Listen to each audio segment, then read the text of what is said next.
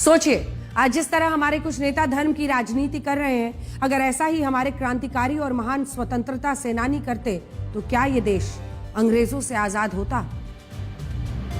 बहुत सारे लोग शायद भूल चुके होंगे, लेकिन हम उन्हें याद दिलाना चाहते हैं कि आज महान क्रांतिकारी अशफाक उल्लाह खान की जयंती है, जिन्होंने सिर्फ 27 साल की उम्र में भारत की आजादी के लिए अपने प्राणों का सर्वोच्च बलिदान दिया। अशफाक उल्लाह खान की आज कहानी आपको सुननी जरूरी है। जो लोग प्यार से उन्हें अशफाक भाई भी कहते थे और उन्हें साल 1925 के काकोरी ट्रेन डकैती का मुख्य साजिशकर्ता माना गया था, वो क्रांतिकारी राम प्रसाद बिस्मिल के साथी थे और हिंदू मुस्लिम एकता के सबसे प्रखर प्रतीक माने जाते थे।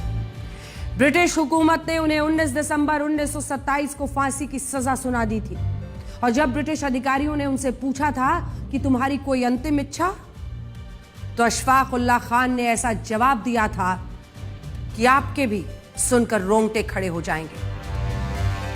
उन्होंने बहादुर शाह जफर की एक कविता पढ़ी थी जिसके बोल थे, कुछ आरजू नहीं है, कुछ आरजू तो ये है, रख दे कोई जर्रा भी खाके वतन इस कफन में।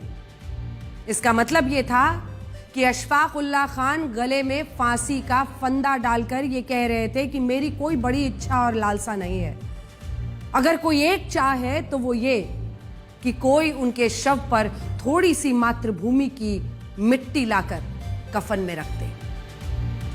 सोचिए, हमारे क्रांतिकारी ऐसे थे कि वो 27 साल की इतनी कम उम्र में भी मौत को गले लगाते हुए अपने वतन की मिट्टी से जुड़े रहना चाहते थे और उनके लिए धर्म कभी भी इस देश को बांटकर देखने के लिए नहीं था।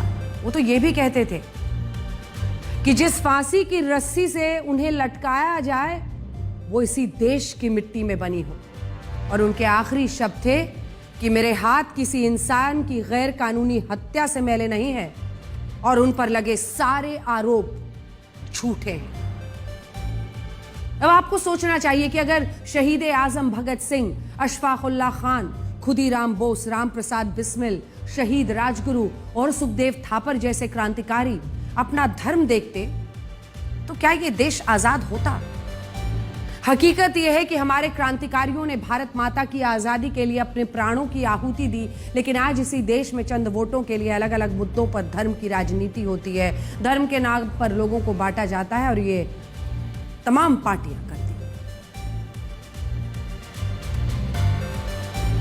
लेकिन आप अशफाक उल्लाह खान से सीखिए, जिन्होंने हंसते हंसते फांसी के फंदे को गले लगाया था और उनकी आखिरी इच्छा थी कि उनके कफन पर भारत माता की मिट्टी रखी जाए। और सोचे, इस राजनीति से हमारे क्रांतिकारियों की आत्मा को कितनी तकलीफ होती होगी।